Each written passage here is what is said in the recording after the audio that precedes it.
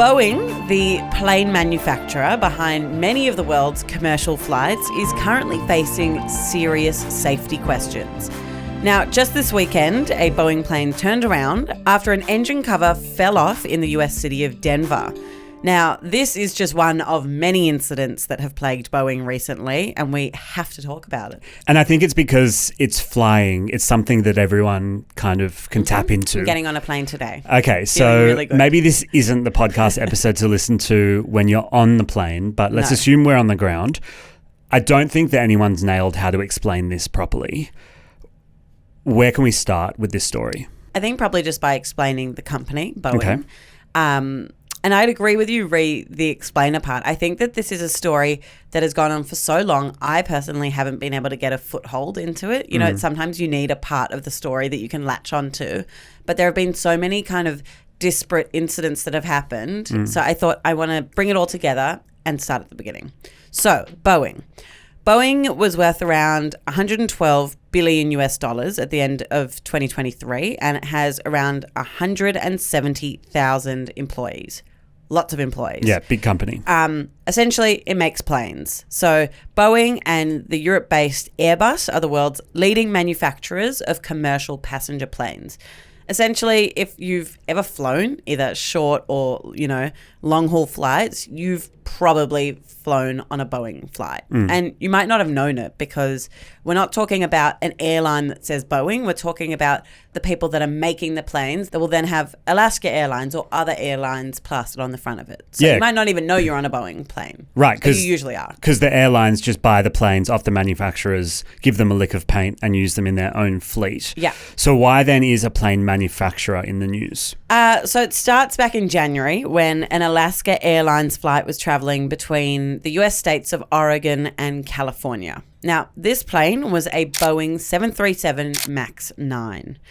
A door on the side of the plane tore off mid-air, leaving a gaping hole next to some passenger seats. And I think we posted about this at the time. It was... Oh, the vision was everywhere. Terrifying. Yeah. So the plane was carrying 177 people, and some of those people were injured. And when, again, you think about how many people catch planes all around the world, I'm sure that event would have struck fear into Boeing because they would have thought, well, which other doors are loose? Yeah, it was almost a bit freakish in its nature. And as a result, there was a pretty swift response to the incident. Of course. So US aviation regulator, the Federal Aviation Administration, we'll call them the FAA, they forced Boeing to ground any 737 MAX 9 aircraft for 3 weeks. So that same type of plane had to be grounded for 3 weeks after the incident.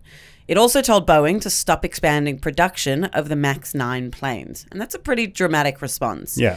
Another government body, the National Transportation Safety Board, has found at least 4 critical bolts may have been missing on that plane. And now Boeing's required to outline its plans to the FAA to improve its safety by June of this year. Well, I hope the first recommendation is to make sure all the bolts are there on the doors. But hey, who am I? We'll let the experts advise on that one, Sam. Let's circle back to that report when it comes out in the middle of the year. Is there anything happening in the meantime, though? Look, I think Boeing would have hoped not, but there is quite a bit happening. So 2 weeks ago, the CEO of Boeing, Dave Calhoun, announced he would step down at the end of this year, end of 2024. He cited the Alaska Airlines accident as a watershed moment for the company, saying Boeing needed to fully commit itself to safety and quality. Then, alongside him, the chair of the company's board, Larry Kellner, also announced he won't seek re-election, so he won't continue on as chair. And then in terms of what's been happening in relation to that incident we spoke about on the Alaska Airlines flight. Yeah. So last week we found out that Boeing has been ordered to pay more than $160 million US to Alaska Airlines as compensation for the disruptions caused by the burst panel. Now, the payout covered both lost revenue from the accident and the grounded fleet. Because remember, Alaska Airlines couldn't fly any of the planes that were the same make as that one that accident happened on. So that's what the payout is covering. And then 7 passengers who were on board the flight are also suing Boeing and the airline for compensation for physical injury. So there might be something separate that comes out of that. And the other rumor that's flying around, get it?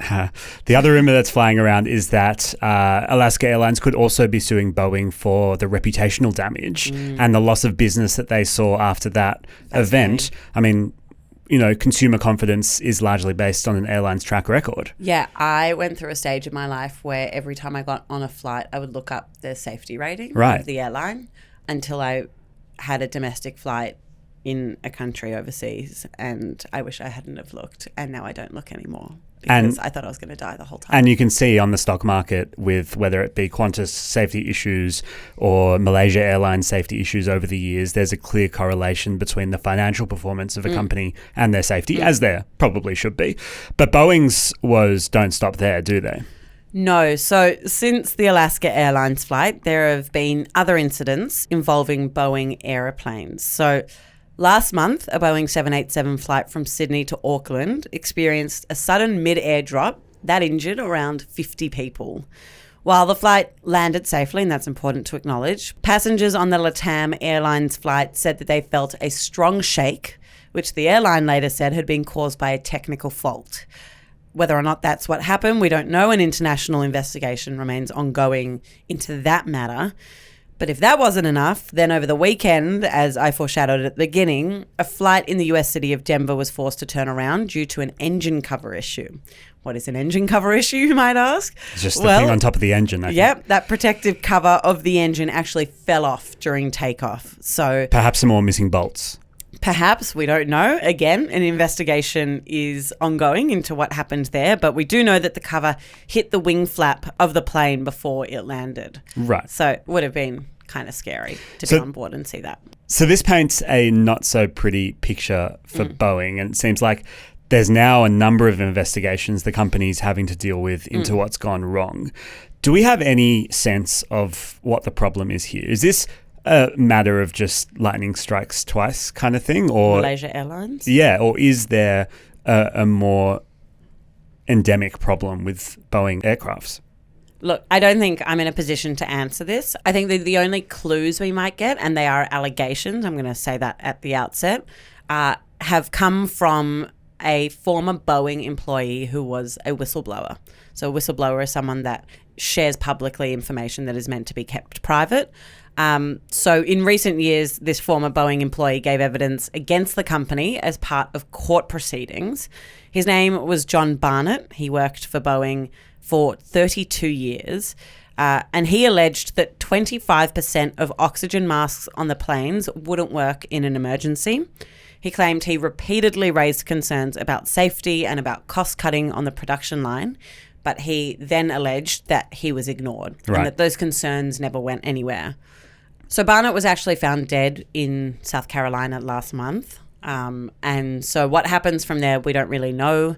But at this point, I think that Boeing has a lot of reputation building to do. I think it's hard as a consumer when you can't choose which manufacturer of a plane you want to go with because, you know, you book a Qantas flight or you book a British Airways flight. You don't know what sort of plane they're operating. So I think that lack of control as a consumer would be really difficult in the face of these sorts of stories. And the other thing I found really interesting about this story is just how little competition there is in the manufacturing space. I mean, think of cars. There's quite a variety of cars and car manufacturers that you can pick from.